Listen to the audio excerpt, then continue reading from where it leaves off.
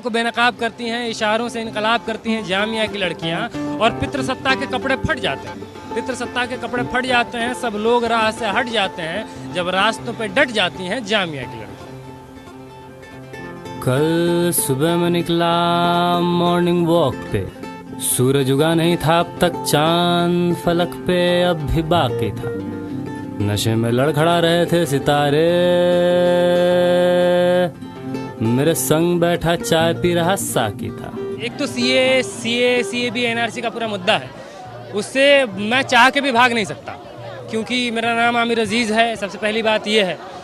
दूसरा, जामिया के साथ जुड़ने का एक मकसद ये है कि मैं लगभग 10 साल, जामिया में 9 साल मैंने पढ़ाई की है, डिप्लोमा इंजीनियरिंग करी, फिर भी करी। तो अब जामिया में जो हो रहा था वो आप सब लोग देख ही रहे थे, तो I couldn't be sitting still doing nothing. So that's why I have come to, I am here since 14 तारीख से मैं यहाँ हूँ दिल्ली में, और तब से मैं तमाम प्रोटेस्ट में रोज़ आ रहा हूँ। एक कतार में लाखों लोग खड़े थे, हाथ में लेके पहचान पत्र, सबकी आंखों में था भय, और दूर कहीं से आवाज आ रही थी, भारत माता की जय। घर वाले इंतहा डर गए थे कि भाई तुम अब बाहर मत निकलो, तुम घर मत आना, तुम जहाँ हो वहीं रहो, घर से मत निकलना।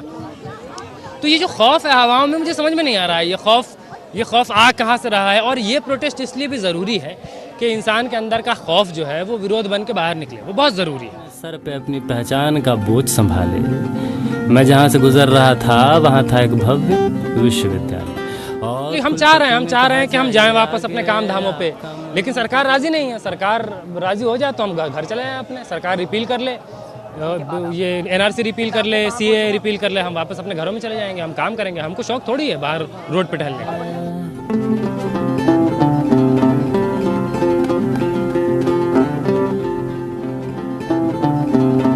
अभी हम सिटीजन है ना यहाँ के, इसलिए हम अपनी आवाज उठा सकते हैं। इन केस अगर ये हो गया लागू, मैं रह गई, तो मेरी आवाज को कौन सुनेगा? आप आओगे मेरे पास मेरी बात सुनने, या फिर लोग खड़े होंगे हमारे हक में? हम तो सिटीजन रहेंगे ही नहीं, फिर कौन आएगा? इसलिए हम अभी यहाँ खड़े हुए। मेरे पेरेंट्स तो डरते हैं, वो कहते हैं हम कर रहे हैं, थोड़ा सा तुम्हें भी देंगे, चांस देंगे, बट थोड़ा सा रुको। तो फिर वो टाइम के हिसाब से थोड़ी सी अल्लाह से दुआ करके तब हमें निकलने का मौका देते हैं। ऐसे हम आज आए हैं तो फिर मैं अपने भाई के साथ आई हूँ, पूरी एक प्रॉपर ग्रुप में आई हूँ। नोटबंदी के टाइम पे इतने परेशान हुए, किसी ने कोई नहीं आंदोलन करा, कुछ नहीं। क्या आपको कोई नेता खड़ा हुआ दिखा था कि कोई नेता लाइन में खड़ा हुआ हो, धक्के मुक्के में खड़ा हुआ हो? नहीं ना। कौन थी वो पब्लिक? सारी आम पब्लिक थी, सारे आम लोग थे उस वक्त भी लाइन में। आज भी यहाँ पे आपको कोई नेता दिख रहा है, कोई हमारे साथ कोई ऐसी स्ट्रॉन्ग पार्टी दिख रही है? नहीं ना। हम आपस में एक दूसरे के स्ट्रेंथ बन रहे हैं, तभी हम आज तक ये प्रोटेस्ट कायम कर पाए हैं और आगे भी करेंगे।